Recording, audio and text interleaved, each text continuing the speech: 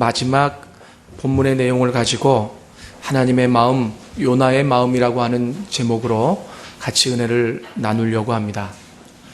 때로는 우리가 우리의 말로 하나님 앞에 어떻게 구하기보다는 눈물로 그리고 침묵으로 더 비장한 마음으로 하나님 앞에 나아가는 일들이 필요할지 모릅니다. 왜냐하면 어린아이들이 잘못했을 때 지적하면 잘못했다고 금방 부모에게 이야기하지만 또 같은 잘못을 반복할 때에 그 아이들이 늘 입버릇처럼 나오는 말이 잘못했다라고 하는 말 아니겠습니까? 그런데 성장하면서 그 아이들이 깨닫게 되는 것이 있죠. 왜 나는 맨날 잘못했다고 얘기하면서 잘못했다라고 하는 일을 반복할까라고 하는 것입니다. 그런데 오늘 결론적으로 말씀드리자면 이 요나는 물고기 뱃속에서 하나님의 은혜를 입어 다시 살아났지만 그러나 또다시 마음속에 자기가 가지고 있는 한계와 상처 때문에 하나님 앞에 성을 내고 하나님 앞에 대항하다가 하나님이 사랑으로 찾아오셔서 그 하나님의 마음을 가르쳐 주셨을 때 이 요나는 침묵으로 일관합니다. 그래서요, 요나서 4장 11절까지는 하나님의 말씀이시고 그 이후에는 없습니다. 많은 사람들이 그래서 요나서를 보고 그렇게 얘기합니다. 뭐 이렇게 세상적으로 얘기하자면 이게 엉토당토 않게 생뚱맞게 결론이 나지느냐고요. 그러나 중요한 것은 이 공간의 미라고 하는 것이 있어요. 뭐냐면 요나가 더 이상 하나님 앞에 말씀드릴 수 없었던 것은 그것은 요나가 하나님 앞에 나는 이러한 존재입니다. 그 물고기 뱃속에서 또 살아나고 하나님의 은혜를 경험하고 하나님이 어떤 분이신지 고백했지만 또다시 세상을 살아가면서 내 한계에 부딪히고 그리고 내 상처가 드러날 때 나는 또다시 하나님 앞에 대항하고 성낼 수밖에 없는 존재입니다. 하나님, 내가 다시는 안 그러겠습니다라고 얘기하기보다는 침묵으로 하나님 앞에 나아가겠습니다라고 하는 결단이 이 안에 들어있는 것 같습니다. 이것이 오늘의 결론입니다. 여러분, 하나님은요 지속적으로 우리를 찾아와 주십니다. 하나님은요 우리의 한계를 아시고 그리고 우리의 수치를 아시고 그리고 우리의 약점을 아십니다. 그렇기 때문에 물고기 뱃속에서 나온 요나를 우리가 생각하자면 죽을 수밖에 없었는데 3일 동안 물고기 뱃속에 있으면서 그 하나님 앞에 예배하고 기도해서 살아났지 않습니까? 이제는 하나님을 위해서 헌신하고 일할 사람처럼 보여지지만 그러나 중요한 것은 또 이 요나 마음속에 자기 아픈 부분이 건드려졌을 때 이 요나는 하나님 앞에 성낼 수밖에 없는 존재였다라고 하는 것이죠. 그러나 하나님은 역시 또 찾아가십니다. 절대 요나를 포기하지 아니하시고 찾아가시고 위로하시고 그리고 그를 설득하십니다. 이분이 우리의 하나님이라고 하는 겁니다. 오늘 저는 먼저 특이하게 설교의 줄거리를 여러분들에게 먼저 말씀을 드렸습니다. 오늘 조금 더 깊게 보려고 하는 것은 바로 요나의 마음과 하나님의 마음의 대비라고 하는 것이죠. 제가 이미 요나서를 강의하면서 성도님들께 말씀드렸던 것은 성경에 나와 있는 이 요나는 바로 선지자 요나라기보다는 이 땅을 살아가는 하나님의 백성인 요지경, 요 모양의 나와 같은 존재다라고 하는 것을 여러분들이 인식하신다라고 한다면 이 성경이 더 쉽게 풀어지고 이 성경 안에서 하나님이 우리에게 말씀하시고자 하시는 바가 무엇인지 보여질 수 있다라고 하는 것입니다. 먼저 저는 요나의 마음을 한번 좀 오늘 본문을 통해서 설명을 드리려고 합니다. 요나는요 니느웨가 싫었습니다. 왜냐하면 니느웨 사람들은 이스라엘 사람들을 비롯해서 주변의 여러 민족들을 못 살게 굴었고 또 못할 짓을 많이 했기 때문에 그렇습니다. 다른 민족을 침략해서 목을 잘라 죽이는 것은 예사였고 심지어는 사람의 껍질을 벗겨서 죽이는 일까지도 자행했습니다. 요나는 이렇게 악한 사람들에게 설교해서 그들이 회개한 것이 기쁘지 않았습니다. 분명히 요나가 하나님의 마음을 품었다면 어떤 악독한 사람이라고 할지라도 회개하고 돌아와서 구원받는 것을 기쁘게 여겼어야만 했지만 요나는 그렇지 못했습니다. 왜냐하면 요나의 마음속에는 자기가 세워놓은 기준이 있었기 때문에 그렇습니다. 그런데 그 기준은 정의감 또는 공의감이라고 하는 단어로 포장된 것이었습니다. 요나가 볼 때에는 니느웨가 그들이 행한 짓으로 볼 때에는 멸망받아야 마땅하다라고 하는 것입니다.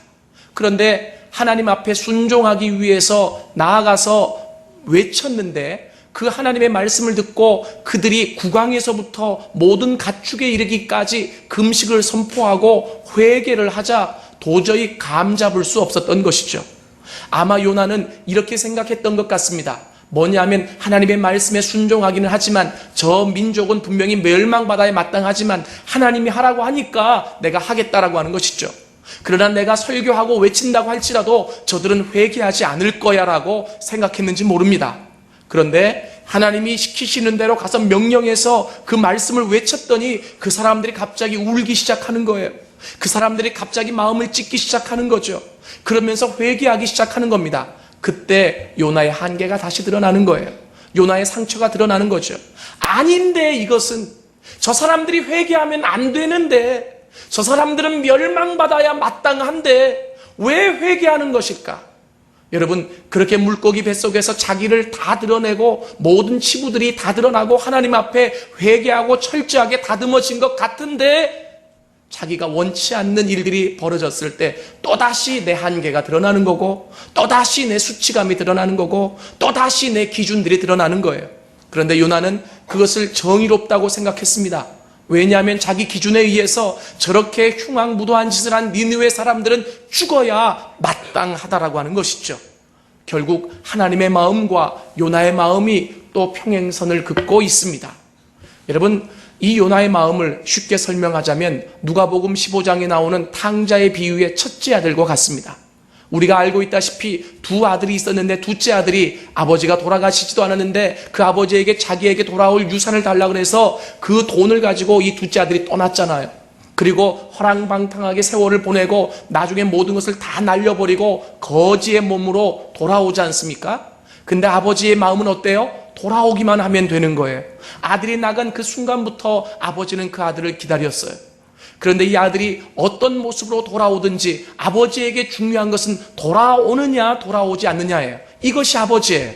그래서 이 둘째 아들이 돌아왔을 때 아버지는 그 아들을 품고 입을 맞추고 가락지를 끼워주고 옷을 벗기고 목욕을 시키고 잔치를 벌여주었습니다. 그런데 밭에 있다가 열심히 일하고 돌아온 큰아들이 갑자기 집에서 잔치가 벌어지자 도대체 이게 무슨 일이냐고 묻습니다. 그때 사람들이 얘기하죠. 당신의 동생이 돌아왔다고, 아버지가 그래서 기뻐서 잔치를 벌여주는 거라고. 그때 이 큰아들이 이해하지 못했습니다. 왜 이해하지 못했냐면 자기의 기준에 의해서는 이건 잔치 벌일 일이 아니라고 하는 거죠. 나는 죽으라고 아버지 밑에서 일을 하고 고생했는데 아버지는 나를 위해서 한 번도 잔치를 벌여주지 않았다라고 하는 겁니다. 그런데 정말 흉악무도하게 살아있는 아버지를 죽은 아버지처럼 취급하고 유산을 가지고 나가서 자기 멋대로 써서 다 허랑방탕하게 거짓 모습으로 돌아온 아들은 기뻐하고 환영해 준다 이거죠.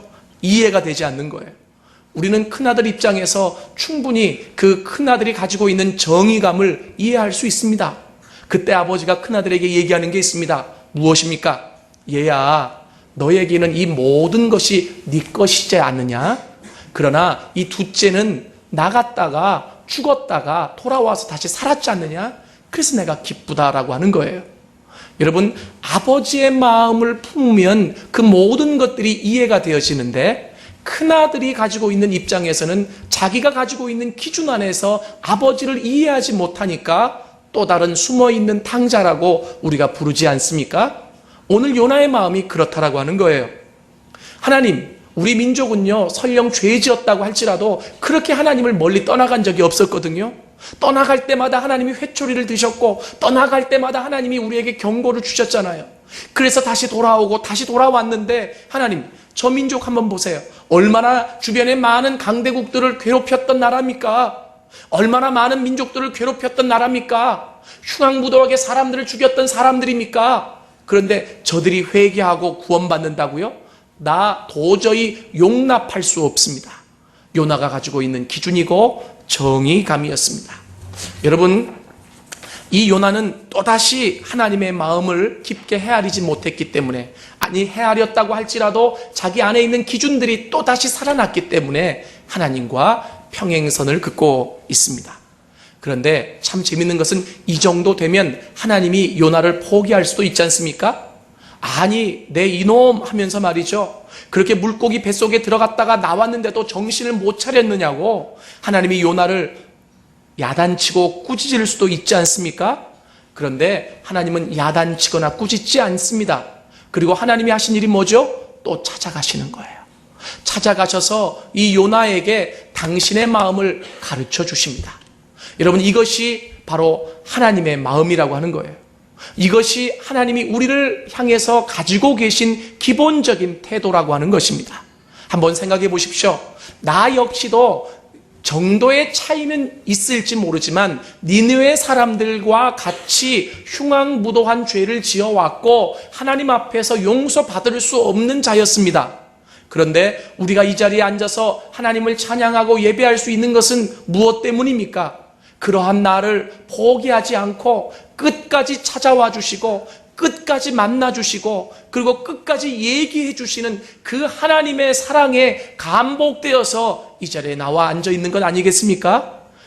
이 하나님은 요나가 그렇게 또다시 고집을 피우는데 아무 말씀하지 아니하시고 찾아가십니다. 그리고 그 요나를 깨우쳐 주시죠. 저는 이 안에서 하나님의 자상한 모습을 봅니다. 하나님의 마음은 아마 인간으로 치자면 참 상한 부분이 많을 것 같아요. 왜냐하면 한편으로는 그렇게 흉악무도한 짓을 하며 심판을 향해 달려가고 있는 니느웨 사람들, 하나님을 알지 못하는 그 하나님의 자녀들 때문에 마음이 아프고, 또 한편으로는 하나님의 자녀라고 쳤는데 그렇게 일을 해왔는데 늘 자기 한계에 부딪히면, 그리고 자기 기준에 부딪히면 또 다시 넘어져서 하나님과 평행선을 긋는 그 요나 때문에 마음이 아프고, 한편으로는 이쪽에 가서 위로하고 또 한편으로는 이쪽에 가서 위로하고. 그래서 제가 느낀 게 있어요. 하나님의 사랑은 무지무지 크구나. 그 하나님의 사랑이 그렇게 크지 않는다고 한다면 이거는 도저히 정말 힘들고 어려울 수밖에 없지 않습니까? 여러분, 누가 썼는지 모르지만 찬송가에 그런 찬송가 가사가 있습니다. 하늘을 두루마리 삼고 바다를 먹물 삼아도 그 크신 하나님의 사랑 다 기록할 수 없겠네. 여러분, 제가 바닷가를 한번 가보니까요, 그렇게 넓은 바닷가에 위에 구름 한 점 없는 그 하늘, 그런데 그 바다를 먹물로 삼고 하늘을 종이로 삼아서 그 먹물에 찍어 하나님의 사랑을 기록한다고 할지라도 하나님의 사랑을 다 기록할 수 없다라고 하는 것이죠. 그 정도로 하나님의 사랑이 크십니다. 그 정도로 하나님의 사랑이 위대하십니다. 그렇기 때문에 하나님이 연약한 한계 있는 우리들을 또 찾아오고 또 찾아오는 것 아니겠습니까? 제가 인도에 가서 1년 동안 있을 동안에 전 인도 선교사 대회를 개최를 했기 때문에 참석한 적이 있었습니다. 그 인도 전역에 흩어져 있는 선교사들이 다 모여서 그 3박 4일 동안에 예배를 드리고 교제하는 시간이었습니다. 그런데 그곳에서 찬송가를 부르는데 그 당시 410장이었는데요. 아, 하나님의 은혜로 이 쓸데없는 자 왜 구속하여 주는지 난 알 수 없도다. 이 찬양을 부르는데요, 선교사님들이 같이 부르다가 중간을 부르지 못하고 다 울기 시작합니다. 저 역시 뭐 선교사로 간 건 아니고 선교 경험을 하러 1년 동안 인도에 가 있었는데요, 그런데도 불구하고 나같이 부족한 사람 하나님의 은혜를 주셔서 이곳까지 인도해 주시고 이곳에서 하나님을 찬양할 수 있도록 해주신 그 하나님을 생각할 때 그냥 같이 더불어서 울 수밖에 없었습니다. 그 선교사님들의 고백은 그래요. 내가 참 한계 있는 사람이고 연약한 사람이고, 그리고 나는 정말 너무나 많은 약점을 가지고 있는 사람인데 그럼에도 불구하고 하나님의 은혜로 나를 세워주시고, 그럼에도 불구하고 하나님의 은혜로 나를 더딥혀 주셔서 내가 인도 땅까지 왔습니다. 인도에 와서도 어렵고 힘든 일들이 많았지만 하나님의 은혜로 오늘 이 자리에서 하나님을 예배합니다. 이런 고백이죠. 그러니까 그 자리에서 찬양을 하면서 말이죠. 아, 하나님의 은혜로 이 쓸데없는 자 왜 구속하여 주는지 난 알 수 없도다. 내가 믿고 또 의지하면 내 모든 형편 잘하는 주님, 늘 돌봐주실 것을 난 확실히 아네. 그들이 부르면서 울면서 얼마나 큰 은혜가 되었는지 모릅니다. 여러분, 하나님은 이런 분이십니다. 이렇게 무한하게 넓으신 하나님의 사랑이 있으신 분이십니다. 그래서 요나를 찾아가십니다. 그리고 요나에게 해주시는 것이 바로 뭐냐면 박넝쿨을 준비해 주십니다. 하나님은요, 이렇게 요나를 찾아가셔서 설득하시는데 요나를 불러다가 요나야, 나를 좀 봐라. 너 어떻게 그렇게 할 수 있니? 하고 점잖게 타이르셔도 이것은 사랑이에요. 그런데 하나님은 이 요나가 더 깊게 깨닫게 하시기 위해서 도구들을 준비해 주셨습니다. 그것이 바로 뭐냐면 박넝쿨과 그리고 벌레와 동풍이라고 하는 도구였습니다. 여러분, 성경에 보니까요, 하나님이 연약한, 한계 있는, 그래서 하나님 앞에 평행선을 긋고 있는 사람을 찾아갈 때 항상 회초리를 들고 찾아가지 않으시더라고요. 먼저 찾아갈 때 무엇을 가지고 찾아가시냐면 그 사람의 필요를 채우시기 위해 찾아가시더라고요. 여러분, 한번 생각해 보십시오. 중동 지역의 태양이 얼마나 뜨거운 줄 아십니까? 근데 요나는 자기 마음에 들지 않는다고 돌아가지도 않고 뭐 하는 거예요? 그 성읍 한편에 자리를 잡고 초막을 졌다 그랬죠? 말이 초막이지 재료가 없었기 때문에 아마 위에 덮을 건 없었나 봐요. 거적대기만 깔았는지 몰라요. 그런데 그렇게 40일 동안 내가 여기서 저 성읍이 망하나 안 망하나 지켜보겠습니다라고 하는 것은 하나님에 대한 일종의 데모입니다. 그죠? 참 이렇게 자식들이 버팅길 때 부모 마음이 가장 힘들잖아요. 그럴 때 부모가 참 어떻게 할 수 없는데 이 하나님이 데모하는 요나에게 찾아가세요. 그런데 데모를 잘 할 수 있도록 뭘 해주시냐면 그늘을 만들어 주시는 거예요. 한번 생각해 보세요. 그 태양볕에서 40일을 버티고 있으면 죽어요. 제가 이스라엘 성지순례를 갔을 때 말이죠, 그 중동 지역에 그 버스 기사가 내려놓더라고요. 낮 12시에. 그리고 100m만 걸어와 보래요. 그거 못 걸어가겠느냐고 다 내렸거든요. 근데 해가 바로 머리 위에 있는 거예요. 그런데 100m를 걸어가면서 전부 다 죽는 줄 알았습니다. 너무나 힘들어가지고 그 버스는 이미 달려서 거기 가서 기다리고 있고, 그래서 그 버스를 타고 말이죠, 전부 다 구역질을 하고 막 난리가 났어요. 그쪽에 살고 있는 베두인족은 원래 체질상 익숙해져 있어서 가능했는지 모르지만, 그런데 그들도 낮에는 잘 안 돌아다니거든요. 근데 그 중동 지역에 이 요나가 무슨 마음으로 그랬는지 모르지만 그 햇빛이 쨍쨍 쬐는 곳에 내가 40일을 있겠다고 말이죠. 그렇게 작정하고 있는 거예요. 하나님은 요나도 너무나 사랑하시기 때문에 그 요나의 필요를 먼저 채워주시는데 그 필요가 무엇이었냐면 그늘이었습니다. 그래서 하나님이 찾아가셔서 뭐 해주셨냐면 박넝쿨로 그늘을 만들어 주신 거죠. 여러분, 이분이 바로 우리의 하나님이십니다. 우리가 아무리 고집을 피워도, 우리가 아무리 하나님 앞에 하나님 정말 그럴 수 있습니까? 라고 따지려고 들어도 그 하나님은 우리의 연약함과 한계를 아시기 때문에 먼저 찾아가셔서 우리에게 필요한 것을 먼저 채워주시는 분이시죠. 그래서 박넝쿨을 준비해 주셨어요. 성경에 보니까 이렇게 나와 있습니다. 하나님 여호와께서 박넝쿨을 예비하사 요나를 가리게 하셨으니 이는 그의 머리를 위하여 그늘이 지게 하며 그의 괴로움을 면하게 하려 하심이었더라. 요나가 박넝쿨로 말미암아 크게 기뻐하였더니, 이렇게 기록되어 있어요.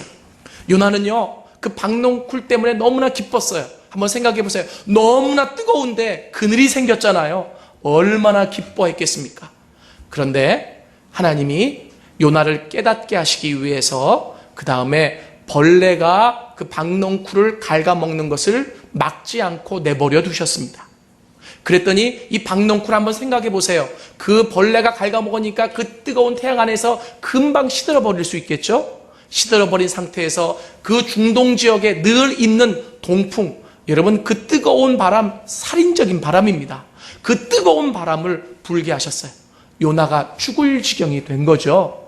여러분, 이렇게 생각하셔야 됩니다. 어떻게 생각하셔야 되냐면 하나님이 요나를 괴롭게 하시기 위해서 벌레를 보내셨고, 하나님이 요나를 괴롭게 하시기 위해서 동풍을 불게 하셨다는 것이 아니라 하나님이 은혜를 주시고 한편으로는 은혜를 거두어 가셨어요.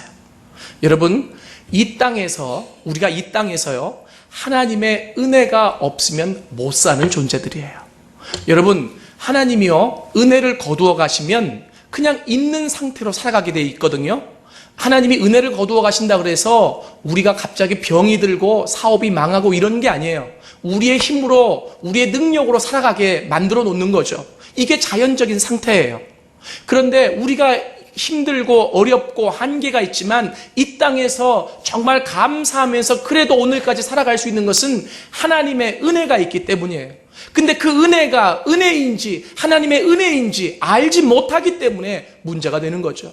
여러분, 박넝쿨은 하나님의 은혜였습니다. 그죠? 사람들은 단지 어떤 돈이 들어오고 관계가 더 형성되어지고 뭔가 푸짐하게 느껴져야 은혜라고 생각할지 모르는데 단 하나의 박넝쿨도 하나님의 은혜였습니다. 하나님의 은혜가 있으면 기쁨이 있어요. 그런데 중요한 것은 그 은혜를 거두어 가시면 우리는 죽을 수밖에 없는 존재라고 하는 거죠. 여러분, 그 중동 지역에는 자연적으로 벌레가 있고 자연적으로 동풍이 불게 돼 있어요. 하나님이 막아주시면 벌레가 넝쿨에 근접하지 못합니다.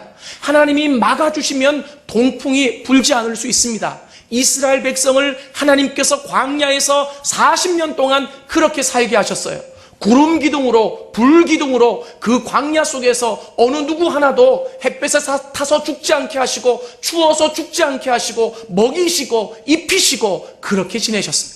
그것이 바로 하나님의 은혜라고 하는 거예요. 여러분, 하나님의 은혜가 없으면요, 쉽게 우리는 하나님이 벌레를 보내서가 아니라 이 땅에는 얼마나 벌레가 많은지 몰라요. 하나님이 동풍을 불게 하셔서가 아니라 그 중동 지역에는 얼마나 동풍이 자주 불어오는지 몰라요. 막아주셨기 때문에 존재했고 막아주셨기 때문에 그가 그 자리에 앉아있을 수 있었다라고 하는 것이죠. 근데 하나님이 그 은혜를 거두어 가시자 벌레도 다시 나오고 어떻게 돼요? 동풍도 붑니다. 그러니까 이 요나가 죽겠는 거죠. 너무 힘들어 죽겠는 거예요. 그때 하나님께서 하나님의 마음을 요나에게 가르쳐 주십니다. 뭐라고 가르쳐 주시냐면 너 조금 전까지만 하더라도 뭐라는 거예요? 네가 가지고 있는 정의감 때문에, 네가 가지고 있는 기준 때문에 하나님 어떻게 저렇게 흉악무도한 사람들이 회개하고 구원받을 수 있습니까? 라고 하는 너의 그 기준 때문에 네가 분노했던 자이지 않느냐? 그런데 하루아침에 났다가 하루아침에 사라지는 그 박넝쿨이 없어졌다는 것 때문에 또다시 분노하는 네가 바로 네가 가지고 있는 한계고 그리고 네가 가지고 있는 정의감의 실체다라고 하는 거예요. 여러분, 만약에 내가 니느웨 성은 죽어도 구원받으면 안 됩니다라고 하는 그 정의감이 끝까지 지켜져야 될 옳은 것이라고 한다면 박넝쿨이 있다가 없어져도 그건 사소한 거니까 우리는요 쉽게 더 큰 정의감을 위해서 내가 분노하지 않고 참고 인내할 수 있어야 돼요. 그런데 우리가 가지고 있는 정의감은요, 한 번은 그 니느웨 성읍이 내 마음대로 되지 않고 회개한다고 분노했다가 또 한 번은 내가 가지고 있었던 나를 도와주었던 그 박넝쿨이 사라졌기 때문에 또 분노하고 하나님 앞에 죽여달라고 간구하는 그 기준이라고 하는 거예요. 그래서요, 때로는 우리가 이 땅에서 가지고 있는 그 기준이, 그 정의감이 옳을 수도 있지만 더 큰 정의감, 더 큰 근원이 되신, 기준이 되신 하나님을 바라보지 못할 때 우리는 우리가 가지고 있는 작은 정의감 때문에 우리의 인생을 망치는 수가 있습니다. 여러분, 한번 그 TV를 보거나 뉴스를 한번 보십시오. 그런 일들이 흔히 일어나지 않습니까? 예를 들자면 내가 주차해 놓을 그곳에 다른 사람이 주차했다고 싸우다가 왜 싸워요? 내가 가지고 있는 정의감 때문에, 내가 가지고 있는 기준 때문에 싸우는 것 아니겠습니까? 그런데 싸우다가 마음에 들지 않으니까 이게 크게 번져가지고 사람을 죽이기까지 하는 거죠. 죽일 필요 없잖아요. 그런데 중요한 것은 내 안에 있는 작은 정의감 때문에 그것이 옳다라고 하는 것을 입증하기 위해서 여러분, 싸우다가 사람을 죽이는 일까지 갈 수 있는 것이 우리예요. 하나님은 그것을 가르쳐 주셨어요. 네가 생각하는 것이 옳을 수도 있다. 그런데 내가 너한테 꼭 가르쳐주고 싶은 것이 있다라고 하는 것이죠. 그것은 바로 뭐냐면 네가 하루아침에 자라났다가 하루아침에 없어지는 그 박넝쿨도 그렇게 귀하게 여겼다라고 한다면 내가 나의 형상과 모습대로 지음받은 내 자녀들, 하나님을 알지 못하지만 그렇게 멸망을 향해서 달려가지만 그 자녀들을 사랑하고 아끼는 것이 합당하지 않겠느냐라고 하는 겁니다. 여러분, 하나만 바라보면 넓은 것을 바라볼 수 없어요. 하나님은 요나도 사랑하시고 니느웨도 사랑하십니다. 그런데 니느웨는 하나님을 알지 못하잖아요. 하나님을 알지 못하니까 죄 짓는 것 아니겠습니까? 하나님을 알지 못하니까 이렇게 흉악무도한 짓을 행하는 것 아니겠습니까? 반드시 그 죄에 대해서는 하나님의 심판이 있다고요.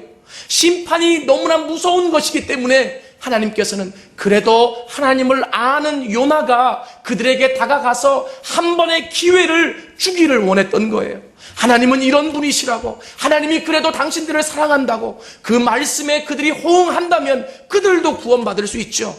그러나 여러분, 그 말씀에 호응하지 않는다고 한다면 그들은 그냥 그렇게 심판받아 멸망받을 수밖에 없는 존재 아니겠습니까? 하나님이 요나에게 가르쳐 주시는 게 있어요. 뭐냐면 하루아침에 생겼다가 하루아침에 없어지는 그 박넝쿨도 네가 그렇게 아끼고 사랑한다라고 한다면, 내가 내 백성을, 내가 내 자녀들을 사랑한다라고 하는 것은 당연하다라고 하는 겁니다. 그리고 또 하나, 요나야, 나도 너를 그렇게 사랑한다라고 하는 거예요. 너를 그렇게 사랑하기 때문에 내가 오늘 이렇게 찾아와서 너를 설득하고 너에게 내 마음을 가르쳐주고 있는 것이 아니냐라고 하는 것이죠. 여러분, 요나는 이 하나님께서 보여주신, 그리고 가르쳐주신, 그리고 경험하게 하신 도구들을 통해서 하나님의 마음이 어떠한 것인가를 분명히 알게 되었습니다. 한번 생각해 보십시오. 내가 지금 아끼는 것이 무엇이 있습니까? 그 아끼는 것보다 더 중요한 게 사람의 목숨 아니겠습니까? 사람의 존귀함 아니겠습니까? 하나님은 예수를 믿든 믿지 않든 이 땅에 있는 모든 사람들이 하나님의 형상과 모습대로 지음받은 존재이기에 하나님이 포기할 수 없습니다. 끝까지 사랑하시는 거예요. 끝까지 그들에게 기회를 주시는 거고, 끝까지 그들이 돌아오기를 원하시는 거예요. 그러나 돌아온다고 해서 여러분, 우리와 똑같아지는 건 아니잖아요. 탕자의 비유에서 예수님이 말씀하셨듯이 이미 네가 가지고 있는 것, 내가 가지고 있는 것, 이 모든 것이 네 것이 아니냐라고 이미 말씀해 주셨잖아요. 그런데 우리는 우리의 것을 조금이라도 나누어서 아버지의 마음을 헤아려 그 영혼들을 구원하고 그 영혼들을 세우는 일에 너무나 무지해 왔다라고 하는 것이죠. 내 기준만, 나의 정의감만, 내 상처만 드러내면서 하나님, 이건 그럴 수 없어요. 내가 아수르 사람들에게 얼마나 많이 당했는데요. 그 아수르가 우리를 얼마나 힘들게 했는데요. 하나님, 이건 옳지 않아요. 하나님은 옳지 않아요. 하나님이 하시겠다라고 하는데 옳지 않다라고 하는 거예요. 그렇지 않습니다. 하나님이 하시는 일이 옳습니다. 우리가 세워놓은 기준이 옳은 것이 아닙니다. 정의의 근원, 공의의 근원은 하나님 그분이십니다.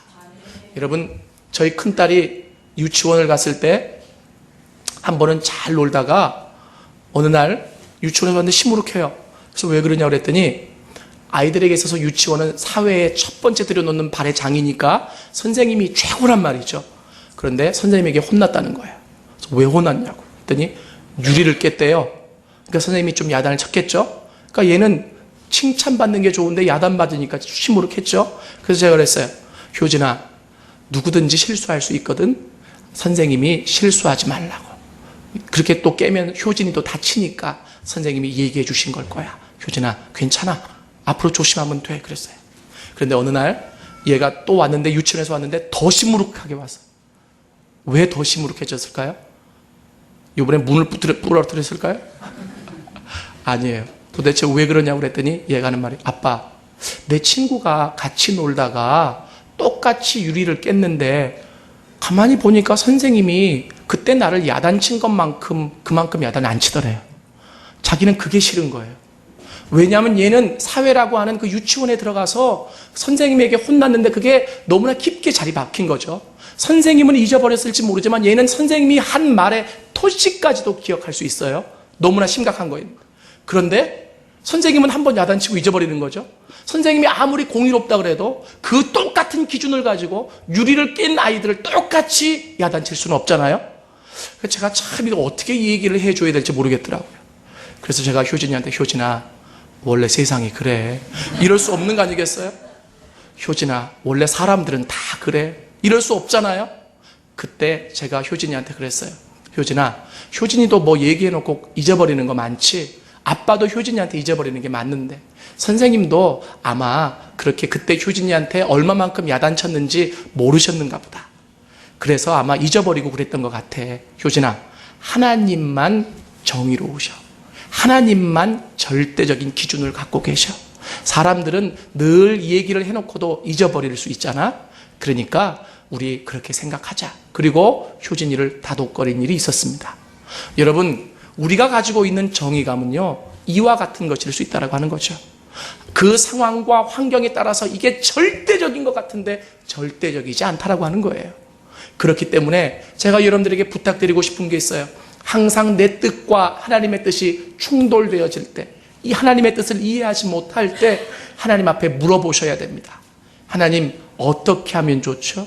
하나님의 마음은 어떤 것입니까? 나에게 좀 가르쳐 주세요. 그러면 내가 알고 행하겠습니다. 이것이 올바른 태도라고 하는 거예요. 무작정 요나처럼 평행선을 그어도 하나님이 찾아오시기는 하지만 그만큼은 내가 힘든 거잖아요.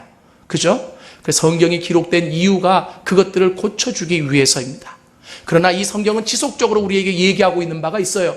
그것이 뭐냐면 우리는 다 이러한 요나와 같다라고 하는 거죠. 그래서 아까 설교 서두에 말씀드렸다시피 하나님이 이렇게 차근차근 가르쳐 주셨을 때 아마도 요나는 깊게 깨달았을 거예요. 내가 가지고 있는 정의감이 얼마나 작은 것이라고 하는 것, 하나님의 기준에 비해서 얼마나 부질없이 작은 것이라고 하는 것을 깨달았을 거예요. 하나님이 얘기하세요. 야, 니느웨 성읍에는 좌우를 분별하지 못하는 사람이 12만 명이나 있고 가축들도 있단다. 그런데 내가 그들을 사랑하는 것이 마땅하지 않느냐라고 하는 거예요. 자식을 포기하고 자식을 버리는 부모가 있습니까? 없습니다. 내가 그들을 사랑하는 마음이 이렇다라고 하는 거죠. 여러분, 요나는 이 하나님의 마음을 깨닫고 아마 많이 눈물을 흘렸을 수도 있고 그리고 정말 회개했을 수도 있어요. 그런데 이제는 감히 그 하나님 앞에 이제 내가 또 잘할게요. 하나님, 이제 내가 하나님의 마음을 알아갈게요. 하나님, 내가 이제 하나님 뜻대로 그렇게 예배하며 내가 열방을 향해 복음을 전하며 살겠습니다라고 얘기할 수 없었을 거예요. 만약에 얘기했다라고 한다면요, 이 요나서는 5장, 6장, 7장 계속 나와야 돼요. 또 실패하고 또 찾아가시고 또 실패하고 그잖아요. 그래서 하나님이 하나님의 마음을 가르쳐 주시는 데에서, 그리고 요나가 깨달아 안 데에서 끝나버렸다라고 하는 겁니다. 요나는 깊은 침묵 안에서 하나님 앞에 결단했을 거예요. 말보다 더 중요한 것은 때로는 내 마음속에 깊은 묵상이에요. 말보다 때로는 더 중요한 것은 한 방울의 눈물입니다. 여러분, 말로 우리의 마음들을 다 표현해서 하나님 앞에 올려드릴 수 있겠습니까? 때로는 내 마음을 다 하나님 앞에 토설할 수 없기 때문에 눈물로 나갈 수 있어야 되지 않겠습니까? 우리 눈에는 눈물이 메말라 있지는 않습니까? 너무나 어린아이처럼 하나님 잘못했어요 라고 하는 말들을 반복적으로 행하고 있지는 않습니까? 여러분, 그렇다 손치더라도 주님은 계속 찾아가십니다. 왜냐하면 포기하지 않기 때문에 그렇습니다. 그래서 요나서의 결론이 그겁니다. 하나님은 지속적으로 찾아가시는 분이시고 하나님은 지속적으로 하나님의 마음을 우리에게 가르쳐 주기를 원하시는 분이시다라고 하는 거예요. 하나님은 열방에 관심이 있다라고 하는 겁니다. 하나님은 나에게도 관심이 있지만 하나님은 이 대한민국에도 관심이 있고 하나님은 대한민국에도 관심이 있지만 열방에 관심이 있는 분이시다라고 하는 겁니다. 그래서 이 하나님의 마음을 알아야 합니다. 먼저 신앙은 내 안에서 차서 넘쳐 흘러가는 것이지만 나만 바라보고 끝나서는 안 됩니다. 하나님이 사랑을 주시는 이유가 있어요. 그것은 그 사랑을 경험함으로 말미암아 열방을 향해 또 다른 하나님의 관심 대상을 향해 나아가라고 하는 것입니다. 그래서 여러분, 오늘 이 하나님의 마음이 우리 안에 읽혀졌으면 좋겠어요. 경험되어졌으면 좋겠어요.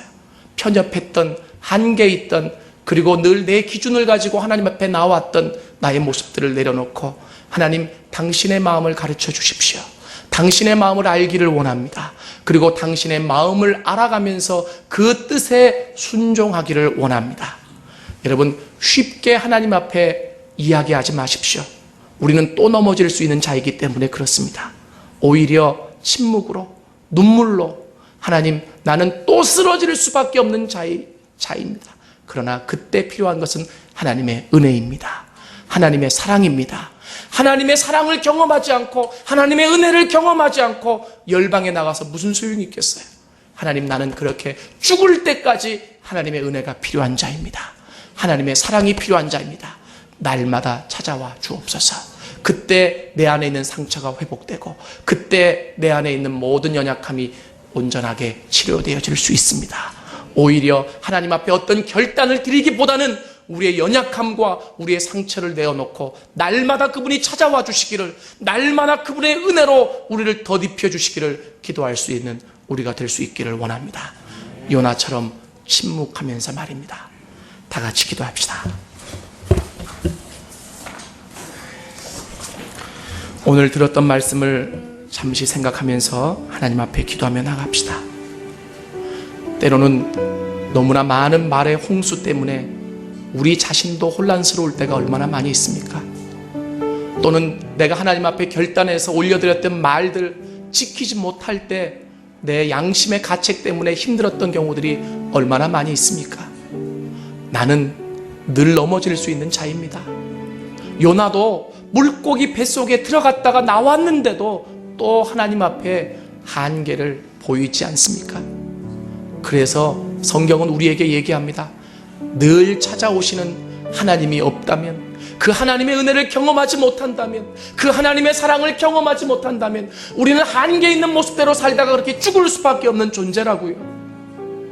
요나는 다시 찾아오신 하나님 앞에서 그 사실을 너무나 깊게 깨달았던 것 같습니다.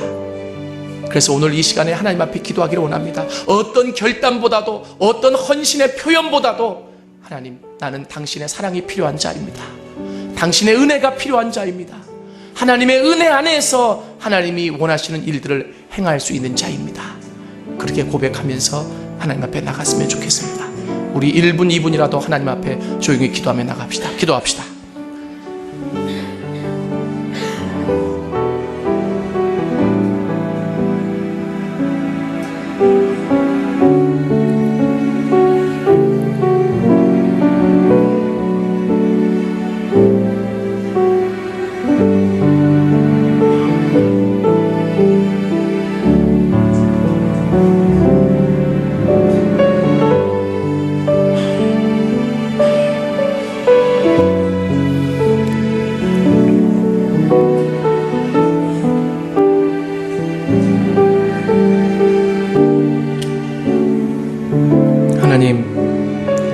하나님의 은혜를 경험했을 때에는 모든 것이 다 가능할 줄 알았습니다. 그렇게 하나님이 원하시는 대로 살아갈 수 있을 것 같았습니다.